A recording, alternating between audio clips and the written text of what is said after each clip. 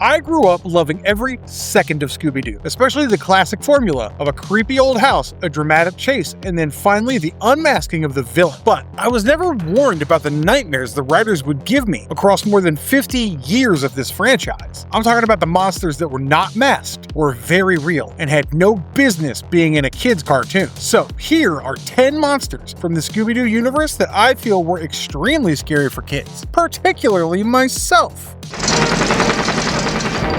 They haven't seen the last of Revolta. Revolta and the Spiderbats in Scooby-Doo and the Ghoul School. Ghoul School is a 1988 TV movie that I know most of you remember for the Grimwood Girls. Yeah, Sibella and the other monster daughters are wonderful, but Revolta, the Witch of the Web, is not wonderful at all. And this was before the DTV era, which pushed the franchise towards darker themes in the late 90s. Revolta fully commits to the Spider Witch concept, with 4 arms, glowing red eyes, a bulk of dark green hair, a flimsy black dress, and an aesthetic somewhere between arachnid and sorceress. Her castle is covered with organic spiderweb machinery, and she has Spiderbats, which are like her minions. They're exactly what they sound like. Spiderbat hybrids, basically creepy spiders with bat wings. She sends these Spiderbats to quietly pick off her targets one by one from the shadows. Her main resentment was towards the other monsters like Dracula, Frankenstein, the Wolfman, the Mummy, and the Phantom that had gone soft by becoming parents. So she decided to capture their daughters and brainwash them by giving them a potion that would make them permanently evil. She ultimately wanted to turn the girls evil and use them as part of her larger takeover scheme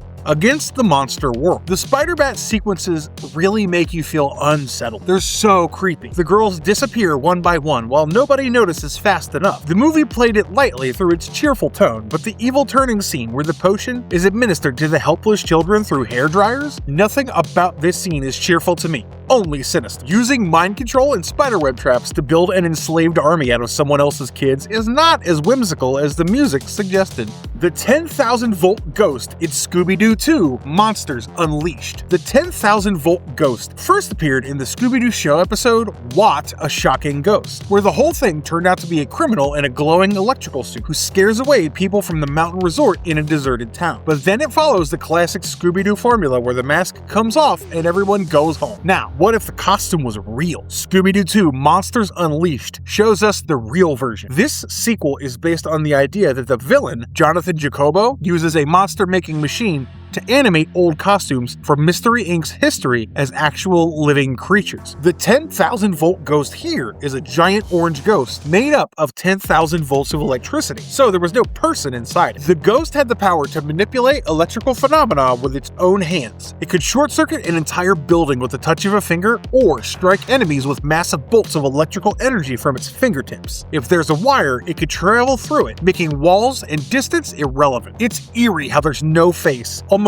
nothing to read or appeal to. It nearly electrocuted Daphne and then tried to kill her, Fred, and Velma in an explosion without any mercy. Daphne even tried to fight it alone, but it mocked her before throwing her high into the air and letting her come crashing back down. So yeah, the costumes shown in the franchise may not be just a disguise. Krudsky in Scooby-Doo and the Goblin King. Most Scooby-Doo fans I talk to seem to have either forgotten that the Goblin King exists, or they just remember it as the goofy Halloween movie. I mean, it is. I won't pretend it's not, as it does have a Goblin musical number. But I don't think this movie gets nearly enough credit for how dark it can get. So, in the movie, the amazing Krudsky is a fraud stage magician who has a petty grudge against Scooby and Shaq after they publicly expose him as a fake at the Halloween carnival. Then he becomes a real spellcaster by capturing Princess Fairy Willow and absorbing her good fairy magic. Next, he steals the Goblin King's scepter and combines it with fairy magic, giving him the power to control Halloween itself. This caused supernatural chaos that could let Halloween overrun the human world, with Krudsky leading goblins and turning people into monsters. He goes from a bitter carnival act to a man with the literal power to destroy humanity in the span of one Halloween night. The way Krudsky uses his powers is truly scary. He turns Fred into a vampire, Daphne into a witch, and Velma into a werewolf. And these transformations are not comic at all. They were physically altered against their will, with their eyes, faces, and bodies all twisted into something wrong. That image of Velma as a werewolf blankly staring has no business being as unsettling as it is in a G-rated animated movie. Scooby and Shaggy were even shown a vision earlier in the film of their friends transformed into monsters, and that comes true on screen. This is a horror storytelling move I didn't fully appreciate as a kid, but I absolutely do now. Literally a nightmare coming true.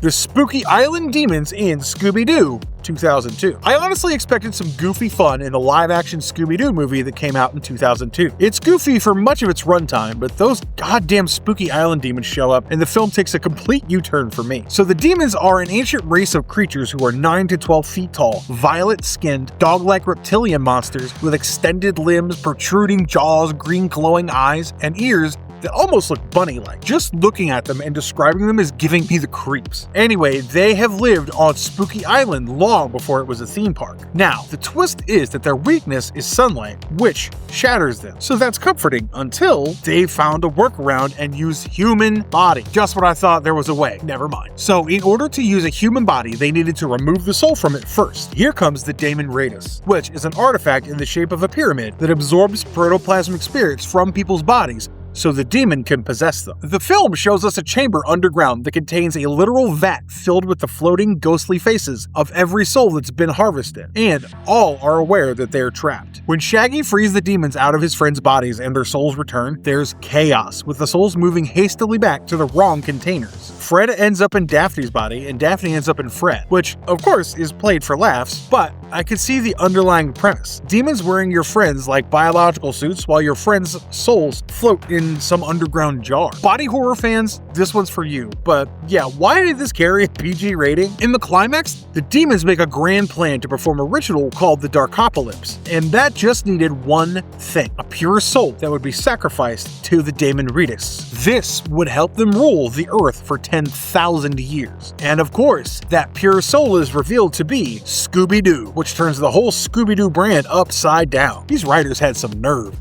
The Black Samurai in Scooby-Doo and the Samurai Sword. Being tragic and scary at the same time is sometimes the worst kind, and the Black Samurai might be the most tragic monster on this list. Let me tell you his origin first. It all started with a Ronin secretly accepting a blade from Muramasa, who is an evil-minded apprentice of Masamune, the master swordsmith. The Ronin had just grown impatient waiting for Masamune to create a sword for him. Now, the sword that he received from Muramasa was infused with dark magic to speed up the forging process. As soon as the Ronin drew the sword, Muramasa's evil spirit passed into the blade, possessed him, and transformed him into the Black Samurai, a cursed warrior. He can fly, pass through objects, use magical attacks, and bind his soul with his sword. The Green Dragon eventually trapped him inside the Sword of Doom by using the Sword of Fate. Luckily, he stayed there, imprisoned for centuries. The Black Samurai could be really manipulative, as he immediately turned on Miss Miyamoto, who tricked the gang into reviving him. Of course, he didn't want to be under anyone, as he wanted to dominate the world. His design screams aura, though. I mean, his glowing red eyes underneath this black horned helmet, he moved in such a ghost-like manner with that sinister energy, pure dark fantasy anime. Maybe not for children. In a devastating ending, the Black Samurai returns to the elderly man he was before the blade took control of him, and the curse finally breaks, thanks to Scoop. He thanks the gang for freeing him from his centuries of torment and peacefully dies. I was so not emotionally prepared for a villain experiencing death as mercy in a Scooby-Doo movie.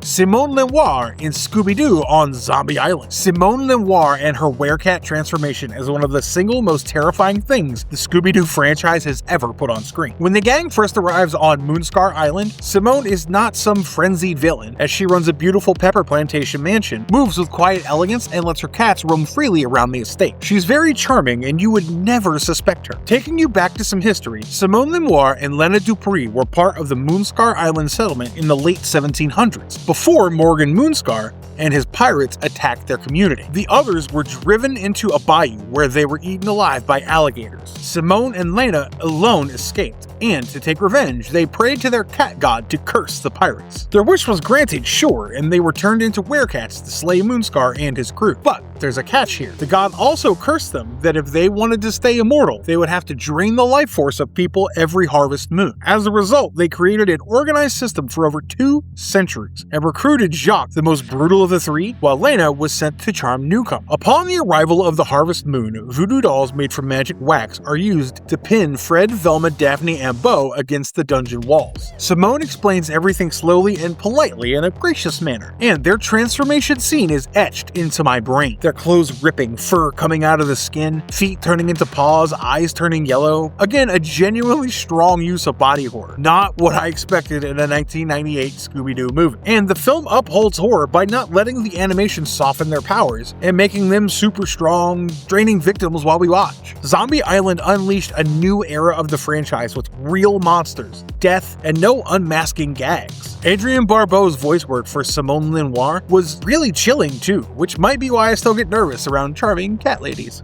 The Phantom Virus in Scooby-Doo and the Cyber Chase. Before I go on to say why this monster scares me, I need to tell you about the pettiest origin story on this entire list, because the contrast is unhinged. A college student named Bill McLemore wanted to sabotage his college mate Eric Stroffer's chances of winning a $250,000 cash prize at a science fair. Since Eric was practically a new student, Bill felt he was the more deserving one, and that jealousy ate him alive. So he created the Phantom Virus to sabotage Eric's game. Typical science fair grudges, except with a $250,000 on the line. Anyway, this birthed one of the most conceptually horrifying threats this franchise has ever produced. The Phantom Virus is like a glowing form of electrical energy that is shaped as an evil entity with what feels like its own hostile intelligence. It became a fully self-directed being when a university lab laser accidentally brought him from cyberspace into the physical world. It looked humanoid and was light blue with yellow eyes and a grin that gave me the chills. Since it was a being made from a computer, it had the ability to absorb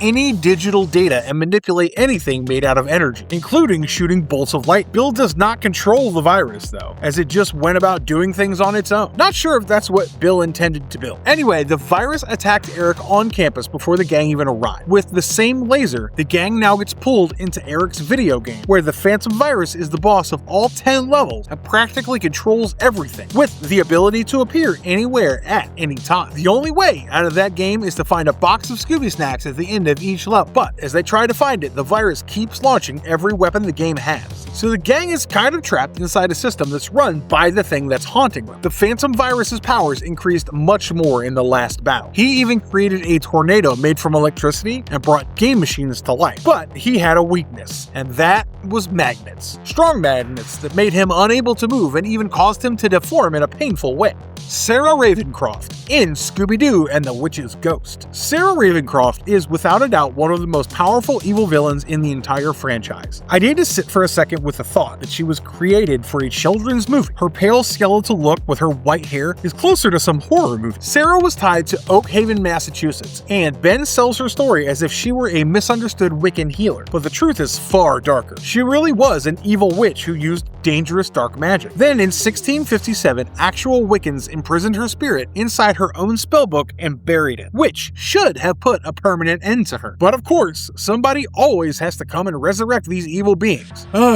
Here it was her descendant, Ben Ravencroft, who used the spellbook to revive her after lying to the gang about her being a victim of Puritarian hysteria. Now, imagine the scariest abilities a villain like her can have. Pyrokinesis, telekinesis, size manipulation, force field generation, intangibility, plant and animal animation, mind control, necromancy, you name it. So, to give you some examples or reminders of what she's done, she brought pumpkins to life to attack the gang, turned an ordinary turkey gigantic and pointed it at them, and even trapped Ben in a magical sphere. She wanted to keep the entire town of Oakhaven covered in magical darkness due to her deep-seated rage for centuries after being sealed in the book. Even the ending was dark, as a Wiccan spell begins pulling her back into the spellbook, but she grabs Ben by the ankle and drags him with her while growling that she won't go back alone. Lastly, a burning branch falls on and burns the book to ashes. Gone, just like that. The zombies of Moonscar Island in Scooby-Doo on Zombie Island. Zombie Island earning 2 spots on this list tells you how affected I am by this movie. The zombies and werecats are entirely separate horrors that each deserve their own entry. The zombies of Moonscar Island, however, have always been victims. Simone and Lena have been luring pirates, soldiers, traders, and tourists to the island and draining them for over 2 centuries. So their souls are stuck in their rotting bodies, and they try their best to warn newcomers, but they can neither communicate properly nor stop the werecats. One particular scene that keeps playing in my mind is when Fred tried to unmask one out of habit, and he expected a rubber mask. I don't blame him. But he ended up pulling off the zombie's head, and he was just standing there, holding a severed head. Then realization hits him. The trapped souls wanted to help, but looked terrifying due to their rotten flesh and hollow eyes. Finally, when the souls were free and they drifted upward, it was really heartbreaking and moving for a Scooby-Doo story.